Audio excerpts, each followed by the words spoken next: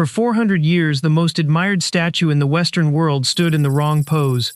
Millions of people came to see it. Artists copied it, cast it in plaster, built theories of beauty on it, and all of them were looking at a mistake. A false arm bolted onto an ancient masterpiece by a man who guessed. One person, standing at the moment it came out of the ground, said the arm was wrong. He was overruled. It would take 4 centuries, and a discovery in a pile of junk, to prove he had been right all along. The statue is called Laocoon and His Sons, and it is one of the most violent, beautiful things ever carved. It shows a Trojan priest and his 2 young boys in the worst moment of their lives, caught in the crushing coils of 2 enormous sea serpents. The priest, Laocoon, had warned his city not to trust the wooden horse the Greeks left outside the walls. The gods wanted that horse inside Troy, so they sent the serpents up out of the sea to silence him. What the marble captures is the exact instant the trap closes. The father's whole body is twisting, every muscle locked and straining, his face pulled into pure agony as the coils wrap his legs and bite into his side. His sons reach toward him, and he cannot save them, and he cannot save himself. It is one of the few sculptures in the world that actually makes you wince. The 2 boys have names in the old story, Antiphantes and Thymbraeus, and you can see the sculptor gave each of them a different kind of fear. One is already going limp in the coils, the other still thinks he might get free. 3 sculptors from the Greek island of Rhodes carved all of this out of marble more than 2,000 years ago, and they built it to be looked at slowly, so that the horror keeps unfolding the longer you stand there. And the reason it hits that hard is the priest's right arm.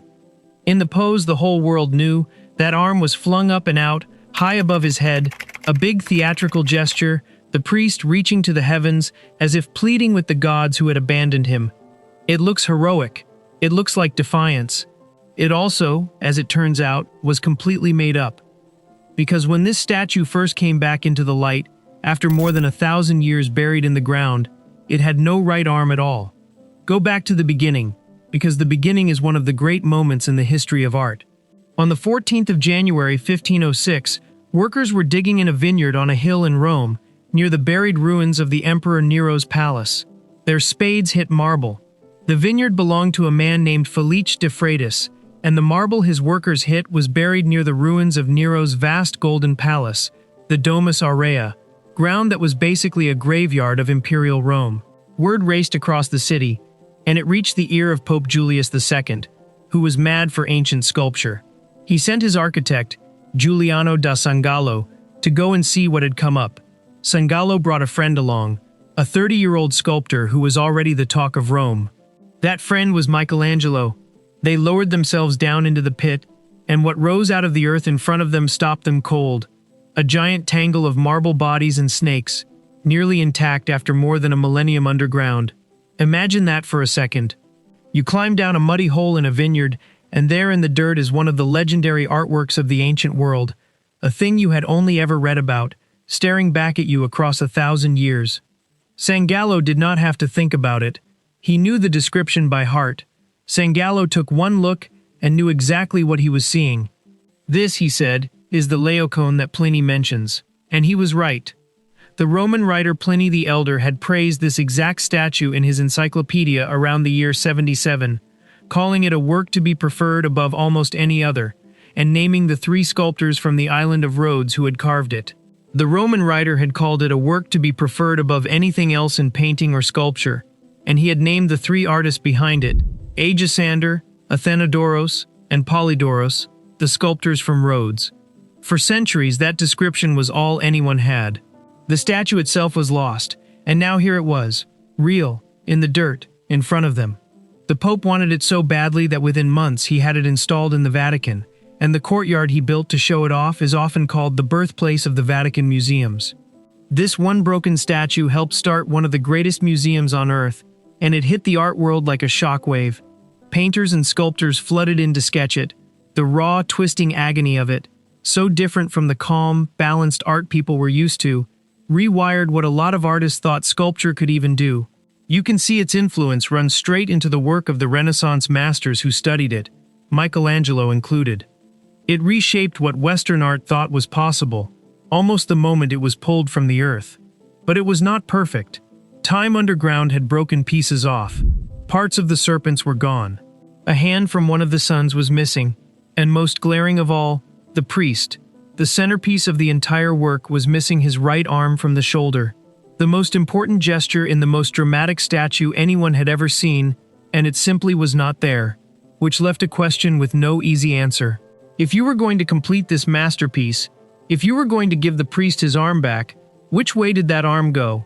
This is where it turns into an argument, and where one voice separates from the rest. Most of the experts looked at the figure and pictured the arm thrown upward and outward, reaching to the sky. It fit the drama, it fit the idea of a doomed man appealing to heaven in his final agony. It was the grand heroic reading, and it felt right to almost everyone in the room. Almost.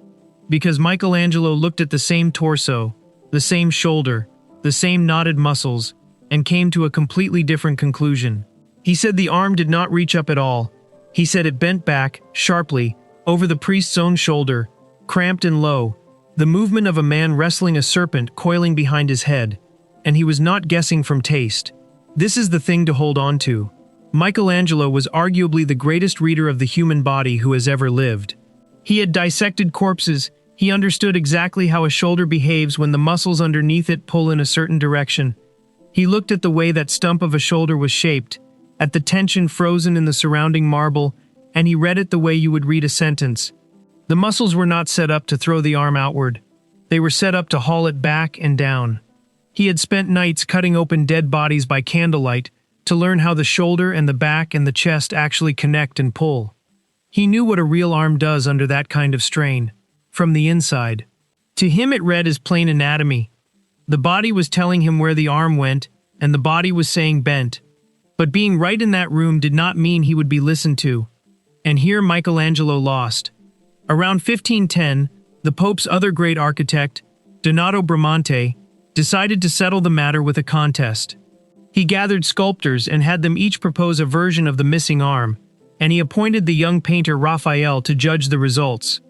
According to the old accounts, one sculptor, Jacopo Sansovino, made a fine extended arm that impressed everyone, though for reasons no one fully records, it was never actually fixed to the statue. Raphael, brilliant as he was a painter, drawn to the sweeping and the beautiful. He looked at the options and chose the grand one. The extended arm, reaching to the heavens, won. Michelangelo's cramped, bent, anatomically stubborn arm lost. And you can understand why. The extended arm is the version you want to be true. It turns a man being crushed to death into a hero making one last magnificent stand against the gods. The bent arm is uglier and smaller and more honest. It shows a father losing, scrabbling out of options. Given the choice between a noble lie and a grim truth, a room full of Renaissance artists reached for the noble one. The crowd wanted the hero, not the trapped man, and the crowd got its way. So the wrong arm went on. In 1532, a sculptor named Giovanni Montersoli, who had actually trained under Michelangelo, built a straight, extended right arm and attached it to the statue. There is a bitter little irony in that. Michelangelo's own former student was the one who bolted the incorrect arm onto the marble, in the pose his teacher had argued against. The master had trained the very hands that would set his mistake in stone for 4 centuries. He was still alive when it happened, an old man by then, and there is no record that anyone went back to ask him if the crowd had finally reconsidered. They had not. And once it was on, it stayed on. Not for a decade, not for a generation, but for close to 4 centuries. And this is the part people underestimate. That statue was anything but a quiet museum piece. The Laocoon was one of the most influential works of art in the entire Western tradition. It sat in the Vatican, in a place of honor, and generation after generation of artists made the journey to study it. They sketched it, they measured it, they cast copies of it in plaster, and shipped those copies to art academies all across Europe, where thousands of students learned to draw the human body by drawing this exact statue. The dramatic upward reach of that arm poured out into painting, into sculpture, into the whole idea of how you show human suffering. The reaching, heaven-appealing gesture became a piece of the visual language of the West, and it was built on an arm somebody invented in 1532. Because it looked good, it got so famous that it became a prize of war. When Napoleon conquered Italy, he had the Laocoon hauled off to Paris and put on display in the Louvre, where it sat for years as a trophy, wrong arm and all, until his defeat sent it back to Rome. Emperors and generals fought over this statue, and every one of them was fighting over a version that was subtly, permanently false. And the statue was fussed over the whole time. Restorers came and went, and over the centuries the marble was patched and repatched so often that, by one Vatican count, at least 7 different arms were made for it at various points, as tastes and materials changed. But the pose never did. Every one of those fixes kept the arm reaching upward, because that was the answer everyone had agreed on. For 400 years that was simply the truth. The statue was complete, the arm was heroic, and the one man who had said otherwise was long dead and mostly forgotten on this particular point. The mistake was hiding in plain sight, on full display, admired by millions, precisely because nobody knew it was a mistake. And it might have stayed that way forever, except for a single afternoon in Rome in 1906, and a man walking through a builder's yard. If you are enjoying this, take 1 second to subscribe, because this is exactly the kind of story this channel lives for. Not the myth, the evidence buried underneath it. Stay with me, because the man who is about to walk into this story is the reason it stops being a fun art mystery and turns into something you will not shake off for a while. That man was Ludwig Pollock. He was one of the great classical scholars and art dealers of his age, a Czech-born expert with an almost supernatural eye for ancient marble. And one day, moving through a stonemason's yard in Rome, among the broken slabs and the rubble and the discarded chunks of stone, he spotted a single marble arm. Just an arm, bent at the elbow, lying there like scrap. Most people would have walked straight past it. Pollock stopped. Something about the style of it, the age of it, the way the muscles were carved, snagged in his mind. He looked closer, turning it over, and a thought formed that most people would have dismissed as impossible. He thought he knew which body this arm belonged to. The Laocoon itself, the one sitting in the Vatican, the most famous marble in the city, robbed of its true arm for 4 centuries while a fake one stood in its place. And the incredible part is where he found it. That yard was only a short distance from the very vineyard where the Laocoon had come out of the ground exactly 400 years earlier. The arm had been lying near its home the entire time. Pollock did the honest thing. He took the arm to the Vatican museums, the owners of the Laocoon, and told them what he suspected, that this stray fragment was the statue's true missing right arm, lost for 4 centuries. And here the story does something you would not expect. The Vatican thanked him, and then they put the arm in a storeroom. And there it sat, forgotten on a shelf for roughly 50 years, while the fake arm stayed bolted to the statue out in the gallery where the crowds filed past. The proof had been found, handed over and filed away in the dark. And this is where the story turns genuinely tragic, in a way that has nothing to do with marble. Because of what happened to Ludwig Pollock while his arm sat in that storeroom. Pollock was Jewish, and as the 1930s became the 1940s, and the Nazis moved into Rome, he became a target. He was a world-famous scholar with deep connections, including inside the Vatican itself.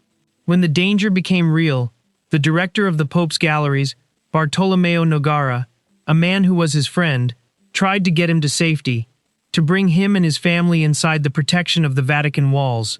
For reasons that were his own, Pollock refused.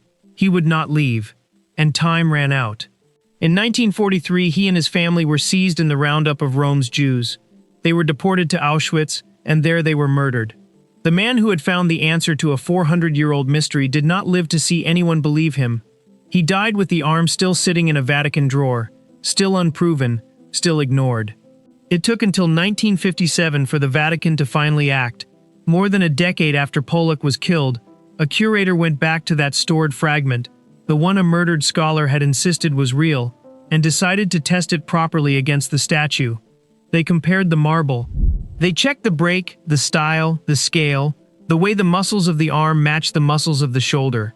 A restorer named Filippo Maggi did the work, and it fit, cleanly and exactly, the way a key slides into a lock it was cut for. It was the real arm, the ancient original, carved by those sculptors from Rhodes 2,000 years before. They removed the extended arm that Montersoli had made in 1532, the heroic one, the one that had defined the statue for 4 centuries, and they attached the true arm in its place. It was bent back and down, cramped over the shoulder, exactly the way Michelangelo had said it was in 1506. He had read the body correctly from the very first day. The greatest anatomist in the history of art had looked at a shoulder and known where the arm went, and it had taken 4 centuries and the eye of a man who died in a death camp to finally prove him right. The priest was never reaching heroically for the heavens. He was clawing backward, trapped, losing. The wrong arm had not just been the wrong shape, it had told the wrong story about what this statue was even about. For generations, people had read the Laocoon as defiance, a man raging against heaven. The true arm quietly rewrites that. The real story was about a father who could not win, and who knew it all along. The sculptors from Rhodes had built that despair into the marble on purpose, and a single invented limb had been softening it for 4 centuries. So what do you actually do with a story like this? Because it is not really about an arm. It is about how easy it is for a confident crowd to be wrong, and how hard it is for one correct voice to be heard over them. Michelangelo did not win the argument in his lifetime. He won it 400 years after his death, decided by an object he never saw, found by a man he never met. The extended arm was more popular, more beautiful, more satisfying, and it was false. And being false did not slow it down for 4 centuries, because enough people repeated it. That is worth sitting with. None of that popularity ever made it accurate. A thing can be admired by millions and copied into every art school in Europe and still simply be wrong. And the person who finally sees through it is usually the quiet one, still looking long after everyone else has moved on and stopped questioning the answer. There is a wilder theory that sometimes gets attached to all this, the idea that Michelangelo knew the arm was bent because Michelangelo secretly carved the whole statue himself and faked the discovery, that the Laocoon is his forgery and not an ancient work at all. It is a fun story. It is almost certainly not true. The far less dramatic explanation is the real one, and it is more impressive than any hoax. He knew the arm was bent because he understood the human body better than anyone alive, and he trusted what the muscles were telling him even when every other expert in the room disagreed.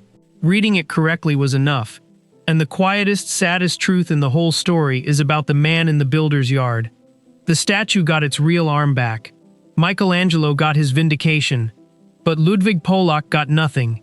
He found the answer, he handed it over, and he was killed before anyone bothered to check. The next time you see the Laocoon, in a photo or in that Vatican hall, look at the bent right arm, and understand that it is carrying 2 ghosts, a Renaissance genius who was right and ignored, and a scholar who was right and forgotten, and murdered, before the world caught up to both of them. 2 men 4 centuries apart, who each looked harder than the people around them and paid for it by not being believed in their own lifetimes. The arm is back where it belongs now, bent and low and honest, the way it left the sculptor's hands 2,000 years ago. Michelangelo is not here to see it. Ludwig Polak is not here to see it. That is the price the truth charged in this particular story, and it charged it to the 2 people who had earned the right to be there most. The statue is finally correct. The men who made it correct are gone. There is another famous masterpiece where the version everyone knows is not the version the artist actually made, where a later hand quietly changed the story. That one is next.